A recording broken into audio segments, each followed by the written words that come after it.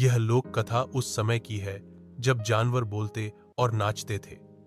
एक बार एक सुस्त पंखों वाला मोर रहता था, लेकिन उसे अपनी लंबी पूंछ पर बहुत गर्व था।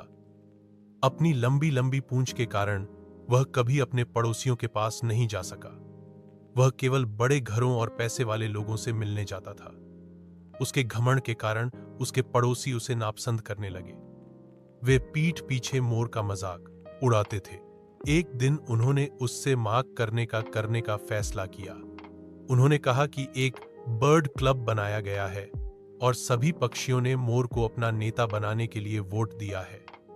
मुखिया को का संगी की यात्रा करने और उसके साथ नीले आकाश में उड़ान भरने का मौका मिलेगा।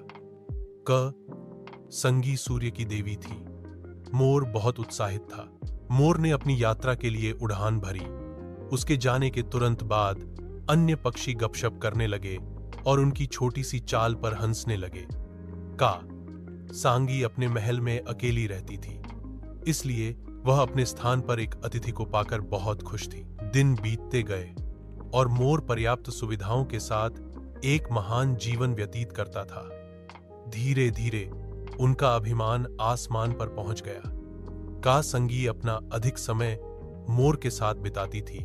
परिणाम स्वरूप वह अपनी गर्मी से पृथ्वी को गले नहीं लगा पाती थी। धरती ठंडी होने लगी और जंगल के जानवर बीमार और उदास रहने लगे। हर समय बारिश होने लगी। सब कुछ तबाह हो रहा था और पृथ्वी पर कोई खुशी नहीं बची थी।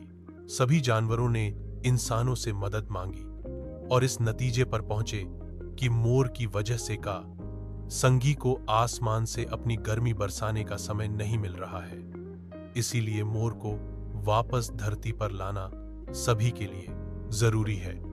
उन्होंने एक बूढ़ी औरत की मदद से पृथ्वी को बचाने के लिए एक और तरकीब लगाई और मोर को आकर्षित कर वापस धरती पर आने के लिए मजबूर कर दिया।